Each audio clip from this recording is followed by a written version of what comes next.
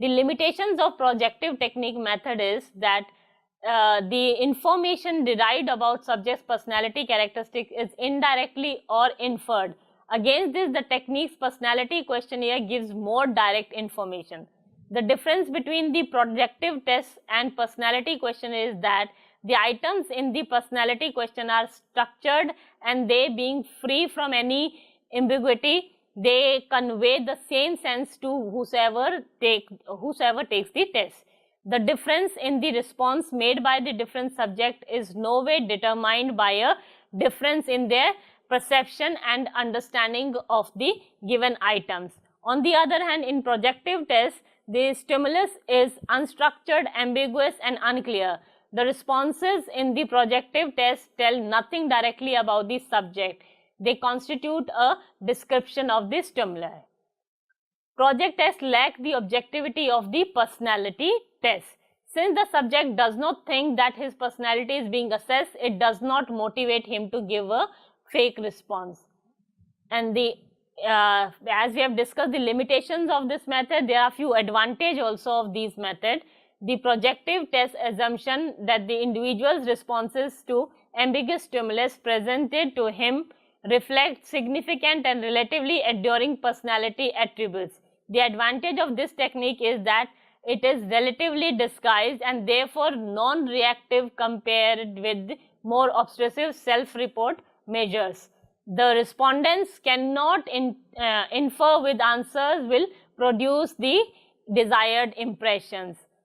In spite of their best intentions, the subjects may be unable to describe their feelings and attributes as accuracy as they may be discerned in the projective test situation.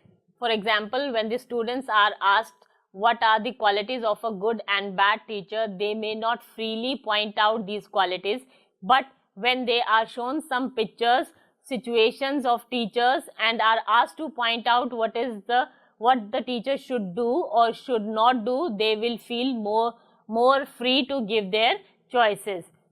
Projective tests produce more extensive information than a questionnaire or even an interview.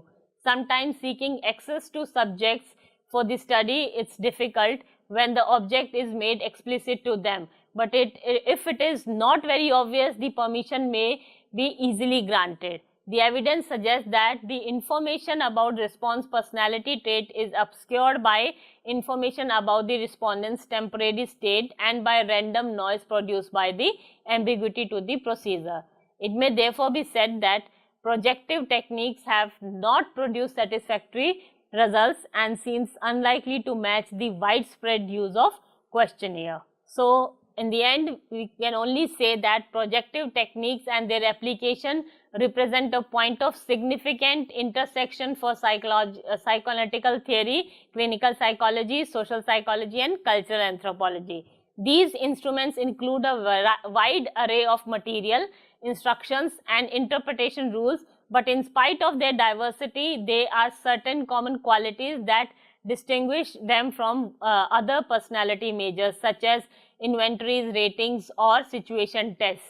The most distinct feature of projective techniques concerns the presentation to the subject of a task that is relatively unstructured. This lack of structure involves the ambiguous or vaguely defined stimuli and a relatively unrestricted set of responses, alternatives by means of which the subject may assign meaning to the stimulus material.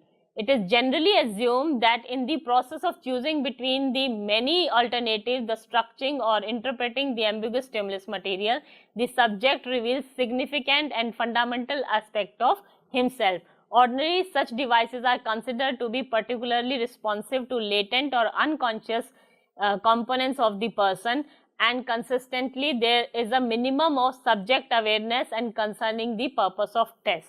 The response data are typically profuse and often involves fantasy or imaginary creation.